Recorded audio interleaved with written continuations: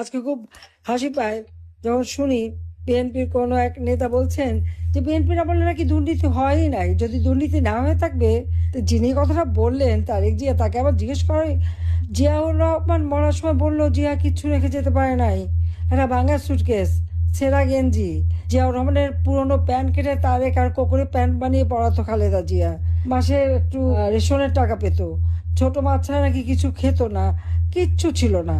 আপনারা পুরনো ভিডিওগুলি শোনেন, এদের ইন্টারভিউগুলো পাবেন, ইউটিউবে আছে, গুগলে আছে, এগুলি পাওয়া যাবে। তাহলে তারপরে এত শান শকত, এত অর্থ সম্পদ কোথা থেকে আসলো, কোথা থেকে পেলো তারা? হাজার হাজার কোটি টাকার মালিক হয়ে গেল রাতারাতি, এগুলো আসে কোত্থেকে? বাংলাদেশ একটা অদ্ভুত দেশ।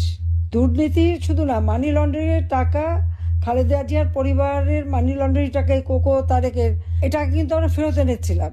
নাইকো কেস, গ্যাটকো কেসে খালেদা জিয়ার বিরুদ্ধে FBI তৈরি,